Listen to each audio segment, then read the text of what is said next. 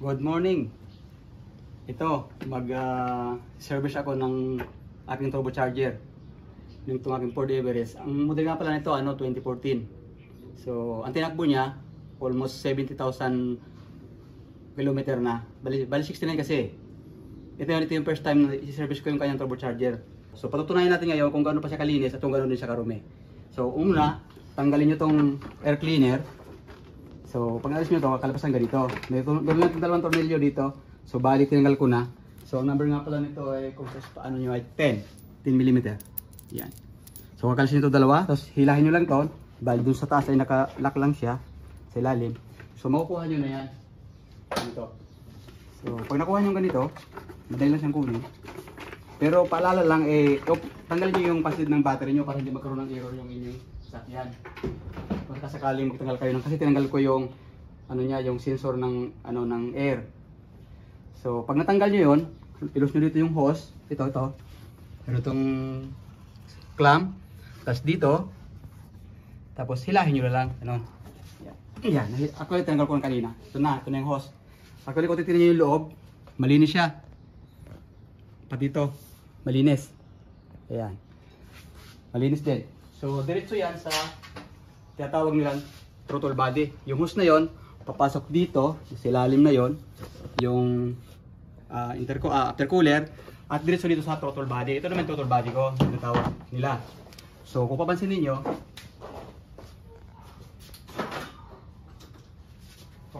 tinanggal ko na yung throttle body. So kung titingnan niyo, yung throttle body ko napakalinis. Ayun yung loob. So yun yung patunay na sa 70 kilometer na tinakbo, yan pa yung kondisyon ng aking throttle body. Ayan kita nyo, sasara ko yung butas, ayan malinis siya. So hindi siya ganun karumi. Yung kagaya ng mga ibinablog nung iba na sobrang dumi.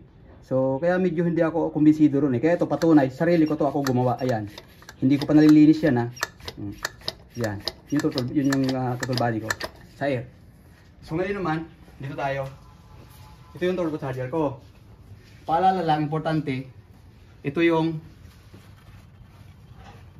supply ng air. Ito yung intake air ng turbocharger. Ito. So ito yung supply bukod sa makina. So ito importante. Talagyan ito lagi ng pasak kahit na damit ganyan. Mahalaga na huwag mahuhulugan ng kahit na anong dumi. Yan kasi mabibingaw yung inyong compression wheel andyan. Yan. So ito yung intake. Ito naman yung supply. Punta doon sa throttle body. Then itong hose na to. Ito yung oil supply. Then ito naman yung return. Ayan, kakalasin nyo ito rito, turbocharger. Ito yung mag-accelerate sa kanya kung i-open na ba niya ng todo o hindi pa. So, ito na. Finally, natanggal ko na yung turbocharger ko. Ito na yung sitwasyon niya after kong matanggal. So, kita nyo, carbonized na nga siya, which is pa naman, pre-wheel pa siya. So, wala pa naman siyang stock up. Good pa siya kung ito siya. So, lilinisin ko lang ito, tatanggalin yung carbon, tapos babalik ko ulit. Tapos ito yung wheel sa kabila, medyo malinis pa siya. Pero lilinisin ko rin yan, kakalisin ko itong cover na to. Pagkalas nga pala niya, alisin nyo lang itong mga bolt na to. Yan. 1, 2, 3, 4, 5. So pag kayo magkatanggal, talagyan nyo lang ng marker kung saan siya nakatapat para pagbabalik nyo, hindi kayo mahihirapan. Katulad yan, nilagay ko siya ng marker. Ayan. Tapos marker din dito. Para pag binalik ko, so yun yung position na pagbabalik. Ito siya, tanggal ko na. So ito yung after ng 70 kilometer na tinakbo ng Ford ko. So ito yung resulta. Okay siya na ipalinis after ng ganong timing. So which is para siya uling bago. Saka yung lilinisin din ito. Yan. Yan kasi yung bumubukas sarap kapag nagbibigay siya ng yan. So lilinisin ko rin yan. Then after na malinis, pabalik ulit. Tapos papakita ko sa inyo kung anong itsura after ng malinis siya. Ito na, finally. Natanggal ko na rin yung turbocharger ko assembly. Tinanggal ko siya. Ayan, medyo pagkatanggalin nyo, medyo kasi masikip. Ay lalagyan nyo lang ng WD-40 para medyo magluwag. Tapos palo-palo nyo magilid. Ingatan lang na paluin ng malakas, dahan-dahan lang. Hanggang sa matanggal nyo. So ito na yung result after ng 70,000 kilometer na tinakbo ng Ford Everest 2014 ko. So ito yung first time kong DPMS yung kanyang turbocharger. So marumi siya, yan carbonize. So hugasan ko lang yan ng diesel o kahit basta matanggal yung carbon niya. Pero hindi siya masyadong hindi siya carbonize na sobra. Pre-wheel pa siya actually So maayos pa siya at saka wala siyang alogo. So ito yung pagtingin ng turbocharger, gagalawin niyo ng up and down, then forward and backward. Push up, push up. So pag wala siyang clearance, sabihin good pa siya. So pwede pa natin ibalik. Tapos ito naman yung kanyang So, babalik ko rin yan. So dapat huwag ko nang gagalawin, dapat tatandaan. Ito yung kakalas kayo, maglagay kayo ng marker para pagbabalik. So sigurado na yung position pa rin ng pagkakatanggal. Pati dito, pag tinanggal, lalagyan ng marker. Yan, nag-marker ako dito, ayun. Hindi lang masyado makita. Saka dito. So lahat yan mayroong marker. Para pagka babalik, madali. Tapos ito naman yung kanyang compression wheel. So malinis pa rin siya, yan Wala siyang dumi. So pero kakalasin ko pa rin ito mamaya. Itong mga to, ilang bolt na yan. Pag nakalas yan, papalupaluin lang yan, matatanggal na rin para linisin din yung loob. So yun lang muna. Papakita ko sa inyo after na malinis ko siya. Ito, ang kapal ng carbon niya, carbonize siya. So ang dahilan kasi nito, dapat yung sasakyan nyo, pag ginagamit nyo at meron kayong pagkakataon na takbo nyo ng mabilis para hindi siya nagbibuild up ng carbon. Actually itong sa akin, kung ito lang ay hindi ko pinapractice yan ng laging sa itakbo ng mabilis, baka makapal pa ito. Kasi ang turbo, meron tong specific na speed. Actually yung turbo natin na to, ang full na nagagana to, dapat umabot kayo ng 60 km per hours. So doon pa lang ito mag-start na gumana sa inyo. Kung tatakbo lang kayo ng 40 to 50, tapos hindi kayo tatakbo ng hanggang 60 to more than 60, so laging magkakaroon siya ng ganitong build up ng turbo. Ng carbon. Dahil nga sa lagi na kayong naka low speed. Ang turbo kasi, design siya sa high speed. So kung maaari, kung ang inyong sasakyan ay tuwid ang daan, kasi nasa expressway kayo, so kunin nyo yung maximum speed sa expressway. Kasi 120 o 130, so dapat ganon, itakbo nyo lagi yung sasakyan nyo ng ganon para maiwasan yung pagkakaroon ng build up ng carbon deposit. Itong sa akin, kung ito ginagawa ng ganon, matigas na to. Pero tingnan nyo, sa tagal na yon, malambot pa siya. Yun nga lang, hindi maiwasan to kasi sa Pilipinas, sobrang naman traffic. Pero okay pa naman siya, yan kapal ng carbon, Ganyan ang paglilinis, ganyan ang tatanggal yung carbon. Then after that, applyan nyo ng degreaser or DWD-40. So ganun lang. Yan, maglilinis. Huwag nyo lilinisin ito ng babasahin ng tubig to kasi makakalawangin yung loob. Ito pwede ito basahin ng tubig. Sabunin, pwede sabunin to. Kato mga to. Ito wag. Kasi yung loob papasukan ng tubig makakalawangin yung, meron itong sa ilalim. Bushing. Meron yung brass bushing sa loob. Hindi siya bearing. Bushing siya. Na brass. So okay pa siya. Tining pa. Pag nalinis ko to, babalik ulit sa speed yung sasakyan ko na gaganda yung kanyang takbo. Ayan. So pwede kayo magpalinis every 70,000. Tama-tama lang yun. Ayan.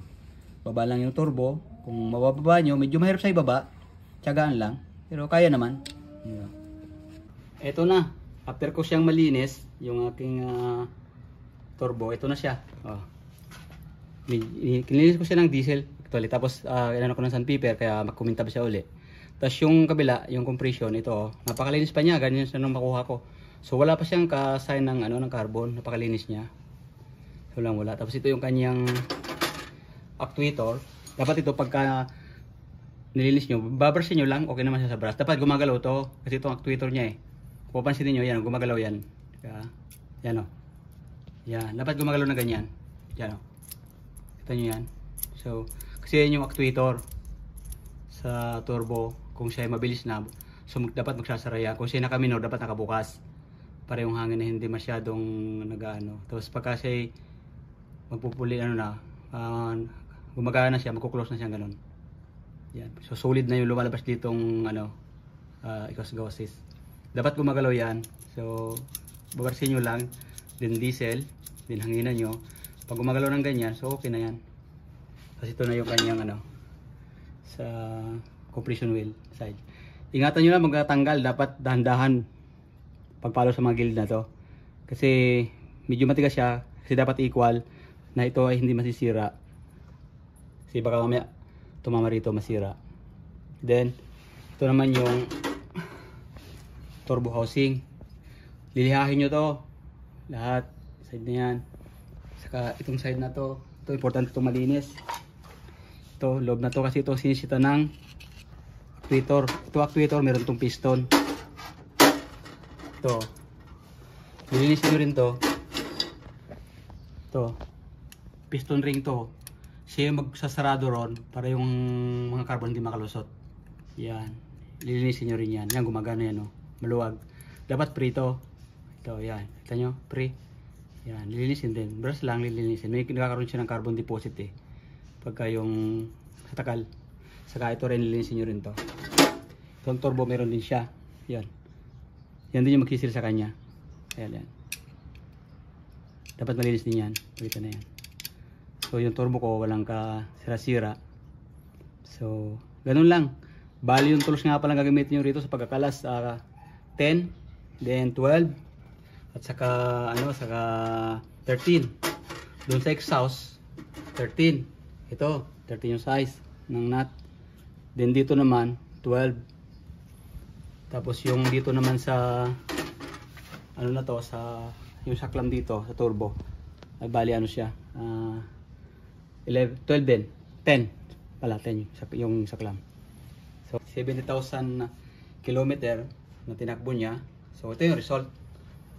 So basta't lagi nyo lang papatakbuhin yung sasakyan nyo sa maximum speed para hindi siya mag-carbonize. Kung papansinin niyo sa edad ng sasakyan ko sa 2014 until now, walang nasira kahit na yun lang yung kanina, yung before ko siya nilinis, nakita niyo yung carbon.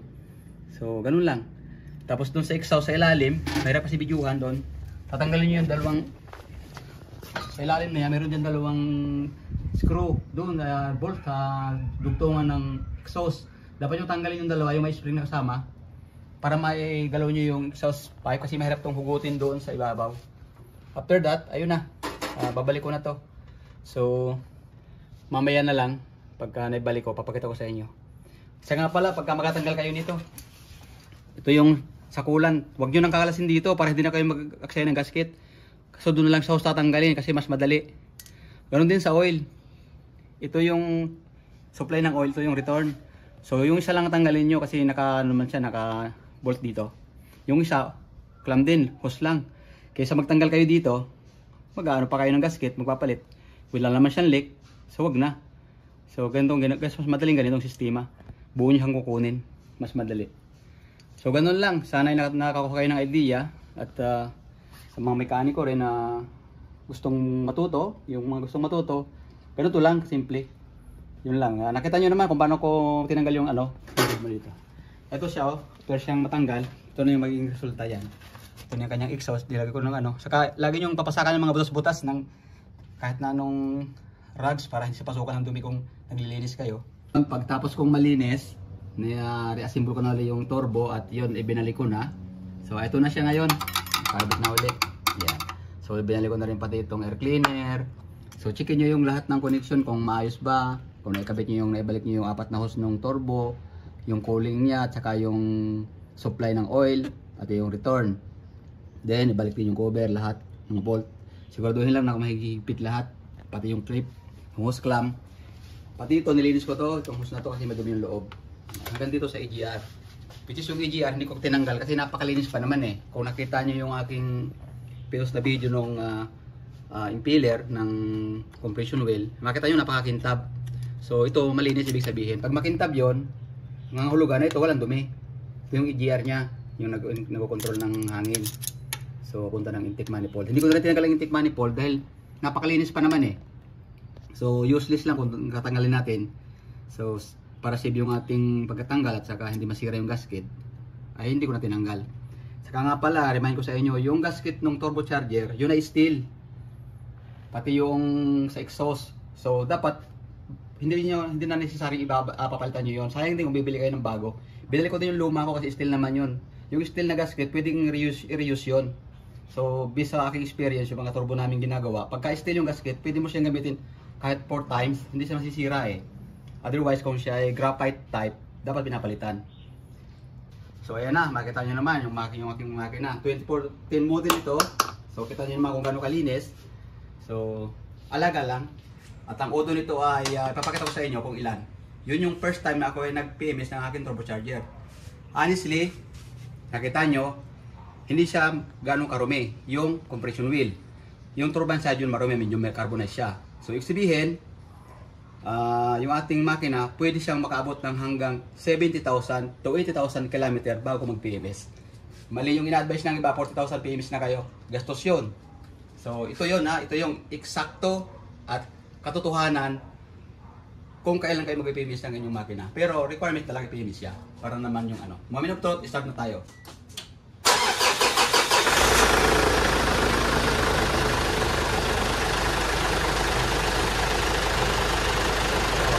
Ayan na, nakita nyo naman.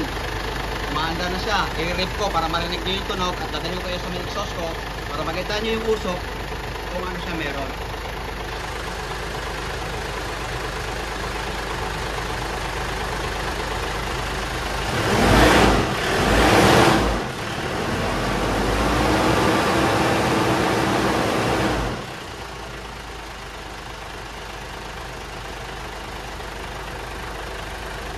Yan, hindi ko muna nirip ng malakas kasi kakaandar lang. Kailangan muna mag-warm up ng medyo 2 to 3 minutes para mas maganda siya. Doon tayo sa may exhaust ko, tingnan nyo kung ano yung usok sa idle ha. Pansinin nyo yung exhaust ko, ayan. Sa idle, walang usok-usok. I-rip ko ng konti para makita nyo kung ano yung kulay ng usok na lalabas.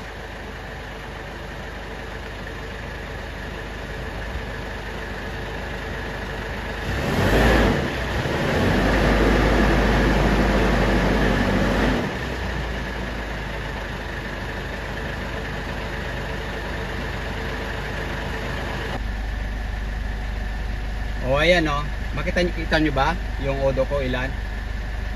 69,278.